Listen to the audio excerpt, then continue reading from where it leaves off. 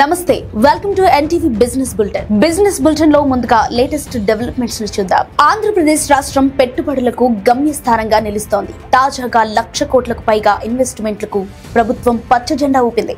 కొత్తగా ఏర్పాటు కానున్న ఈ కంపెనీల ద్వారా 86,000 మందికి ఉద్యోగాలు వస్తాయి.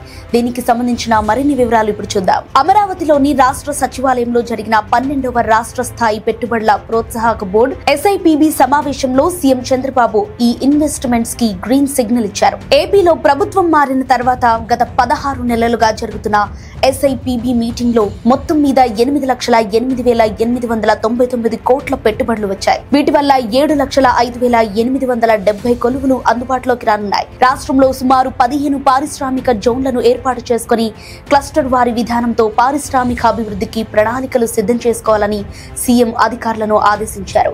రాష్ట్రంలో 3 మెగా సిటీలను 3 ఎకనామిక్ కారిడార్లను ఏర్పాటు చేయాలని అభివృద్ధి చేయాలని సూచించారు.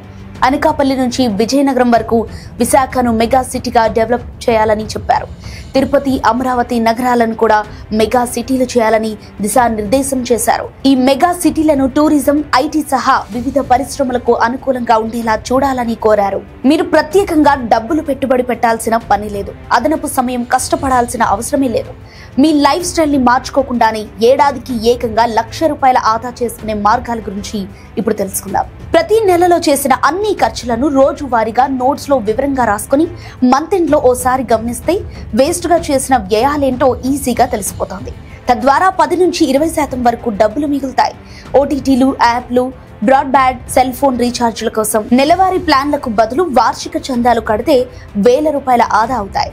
వారానికి 2 నుంచి 3 వరకు ఫుడ్ అండ్ గ్రాసరీ డెలివరీ ఆర్డర్లను తగ్గించుకుంటే నెలకు 2,500 నుంచి 4,000 దాకా సేవ్ చేయొచ్చు.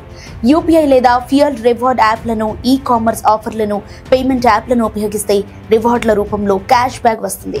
ఎక్స్ట్రా స్పెండింగ్ చేయకుండానే అవసరాలు తీరుతాయి.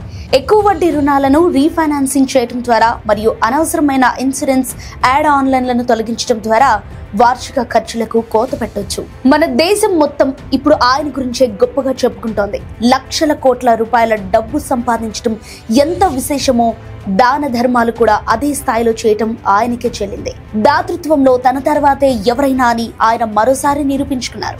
సంపదను సమాజానికి తిరిగిచ్చే విషయంలో మిగతా కుబేరులందరికన్నా ఆయన ముందుంటున్నారు. తద్వారా అభినవ కర్ణుడిగా కీర్తింపబడుతున్న ఆయన పేరు శివ్ నాడర్.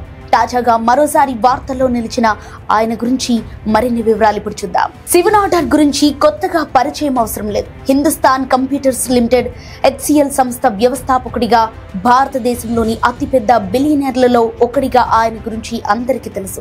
తాను సంపాదించిన దాన్ని పెద్ద మనసుతో 10 మందికి పంచిపెట్టడంలోనూ ఆయన నంబర్ 1 హీరోగా నిలుస్తున్నారనేది విదితమే. కానీ ఈ విషయంలో శివ్ నాడర్ ఈ సంవత్సరం సైతం ఇండియాలో టాప్ లో నిలవటం గమనార్హం. ఆదాయం అనగానే అదానీ, అంబానీలు గుర్తొచ్చినట్లు దాతృత్వానికి శివ్ నాడర్ పర్యాయ పదంగా మారిపోయారు. గత 5 ఏళ్లలో మన దేశంలో అత్యంత దానశీలిగా శివ్ నాడర్ నిలవటం ఇది 4వసారి. 2025లో దాతృత్వ కార్యక్రమాలకు అత్యధిక మొత్తం అందించిన వారి లిస్టులో ఆయన కుటుంబం ఎవరికీ అందనంత ఎత్తులో ఉంది. గతేడాదితో పోలిస్తే ఈ సంవత్సరం 26% అధికంగా 2,708 కోట్ల రూపాయలను శివ్ నాడర్ ఫ్యామిలీ డొనేట్ చేసింది. ఈ విషయాన్ని అడెల్ గివ్ హోరన్ ఇండియా ఫిలాంథ్రఫీ జాబితా 2025 వెల్లడించింది. అంటే ఆయన రోజుకు దాదాపు 7.5 కోట్లు దానం చేశారు. ఈ మొత్తాన్ని శివ్ నాడర్ అండ్ ఫ్యామిలీ విద్యారంగం కోసం ఖర్చు పెట్టింది. శివ్ నాడర్, ఆయన కుటుంబం విద్యతో పాటు వైద్యం, మౌలిక సదుపాయాలు, వ్యక్తిగత పరిశుభ్రత వంటి విభాగాల్లోనూ భారీగా విరాళాలు ఇస్తుంది. విద్యార్థుల్లో సాఫ్ట్ స్కిల్స్ డెవలప్మెంట్ కోసం తమ సంస్థ ఆధ్వర్యంలో శిక్షణ కేంద్రాలను ఏర్పాటు చేసింది. ఆ ట్రైనింగ్ సెంటర్లలో నైపుణ్యం సంపాదించిన వారికి, ప్రతిభ కనబరిచిన వారికి శివ్ నాడర్ తన సంస్థల్లోనూ ఉద్యోగాలు కూడా ఇస్తూ ఆయా కుటుంబాలకు అండగా ఉంటున్నారు.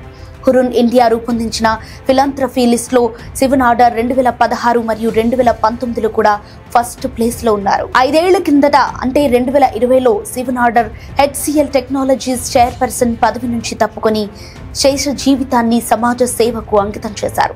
ఫౌండేషన్ ను ప్రారంభించి ఇప్పటిదాకా $1 బిలియన్ పైగా నిధులను ప్రజల కోసం ఖర్చు పెట్టారు. ఈ ఏడాది జూలైలో తమిళనాడులోని తిరుచెందూర్ సుబ్రహ్మణ్య స్వామి ఆలయానికి 206 కోట్లు విరాళమిచ్చారు.